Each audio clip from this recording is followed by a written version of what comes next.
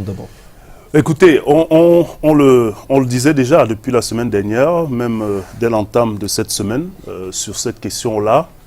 Nous avons, c'est vrai, la crise anglophone qui occupe le devant de la scène depuis près de 2 ans. Des initiatives, des approches autant qu'elles soient des initiatives individuelles que du gouvernement à travers des réponses apportées sur les revendications sociales qui étaient, il faut le reconnaître, à la base de tout ce que nous vivons aujourd'hui, autant pour le compte des avocats que pour le compte des enseignants, et même sur le plan de la refonte ou de la révision d'un certain nombre d'institutions, et notamment dans la formation. C'est l'ENAM qui est passé par là, c'est la Cour suprême qui en a eu aussi quelques éléments. Bref, l'environnement sur le plan éducatif et sur le plan judiciaire a connu un certain nombre de réponses de la part du gouvernement et même aussi cette initiative de l'assistance de l'aide humanitaire. Il y en a comme ça qui ont été apportées en guise de réponse à cette situation. Mais on est dans une espèce d'impasse qui aujourd'hui a laissé place à cette annonce de la conférence générale de tous les anglophones faite à l'initiative du cardinal Christian Toumi avec d'autres hommes de Dieu religieux venus de ces parties du pays. Et bien, à peine annoncé que 48 heures plus tard, on avait déjà la réaction du gouvernement par le biais de son porte-parole. Il est clair qu'on avait senti même déjà dans le contenu de ce communiqué quelques prémices qui pouvaient manifestement laisser apparaître des zones, à défaut d'être des zones d'incompréhension, des paumes de discorde.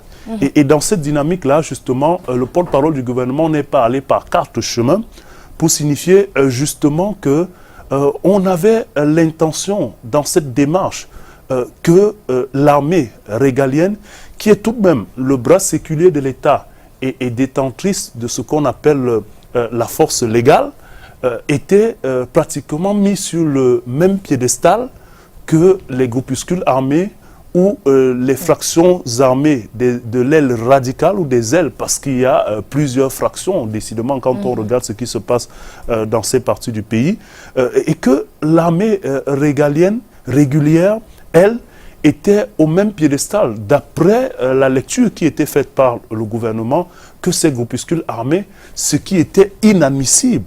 Voilà un premier pan de ce qui peut être considéré comme étant le rejet de la part du gouvernement sur cet aspect-là. Et puis, il était aussi question, dans cette même sortie du porte-parole du gouvernement, de dénoncer la demande qui tend à vouloir effectivement la libération d'un certain nombre d'acteurs détenus parce que impliqués plus ou moins dans les violences et un certain nombre de faits que nous avons connus dramatiques depuis le déclenchement de cette crise. Le gouvernement dit qu'il est inadmissible dans un état de droit, justement, de libérer des individus, fut-ils des citoyens, alors que pèse sur eux, à défaut de la condamnation définitive, ou pour ceux qui sont déjà condamnés, n'est-ce pas, des crimes et autres atrocités dans le cas du développement triste de cette crise.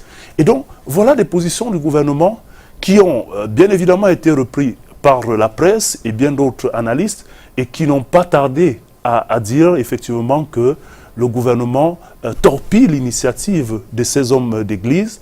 Le gouvernement, à notre connaissance, n'a peut-être pas rejeté en bloc tout ce qui vient de cette initiative, mais il y a des points essentiels comme ceux-là sur lesquels le gouvernement, tout au moins par le biais de son porte-parole, a été clair, et Issa Chirouma Bakari l'a signifié.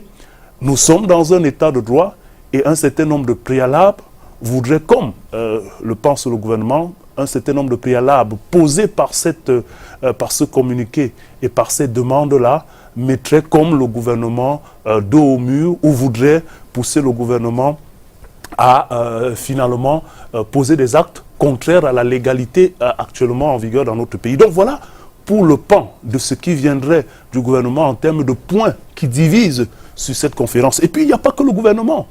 Il y a effectivement, il faut le reconnaître, certaines élites. Nous voyons à l'instant à l'image le maire de Buea, certaines élites comme lui ou d'autres qui estiment qu'il n'y a pas de légitimité de la part des initiateurs de cette conférence. Il n'y a pas de légitimité qui leur permettrait de pouvoir appeler à la réunion ou à une conférence de tous les anglophones. Et dans cette démarche-là, on va peut-être essayer de trouver quelques arguments de compréhension, mais il est clair que cela s'apparente à un front qui s'oppose à l'intérieur même du peuple anglophone, ce qui remet justement au devant de la scène ce que quelques acteurs avaient appelé, dès l'annonce par ces hommes de Dieu de cette intention, quelques acteurs ont appelé comme étant le défi de l'unité même du peuple anglophone face à la question anglophone. Et donc, la sortie du maire de Buea, qui a fait quand même une démonstration avec quelques-uns de ses partisans et d'autres populations, notamment sous la bannière du peuple Bakweri. Maintenant, des débats encore vont être ouverts ou sont déjà ouverts sur qui y était et qui n'y était pas. Mais en tout cas, le maire, tel que perçu dans sa sortie, semble s'opposer avec des raisons plus ou moins évidentes que nous allons peut-être évoquer. Et à côté du maire, il y a d'autres élites qui pensent justement que cette initiative du cardinal et de ses compères de circonstance pourrait justement leur ravir la vedette dans la représentativité, n'est-ce pas, au niveau de ces parties du pays. Et cela renforce encore les points de division perceptibles dès l'annonce de cette conférence. Et lorsqu'on a fini de parler du gouvernement, de certaines élites, il faut évoquer aussi la diaspora. On doit pouvoir, et ça n'est plus un secret de polichinelle, comprendre que cette diaspora-là, pour la plupart, n'est-ce pas, finance les mouvements de guérilla qui actuellement sont en cours dans ces parties du pays. Et cette diaspora craint de se voir retirer les rênes d'une situation qu'il semblait piloter au profit de cette initiative de ces hommes de Dieu. Même si cela n'est pas dit ouvertement, il est clair que dans certaines réactions, c'est pour quelques-uns des membres de cette diaspora, en tout cas pour ceux qui constituent l'aile radicale et qui plaident ou bien qui fait la promotion, n'est-ce pas, des affrontements dans cette partie du pays, on est un peu embêté par une initiative qui pourrait ravir la vedette de l'initiative.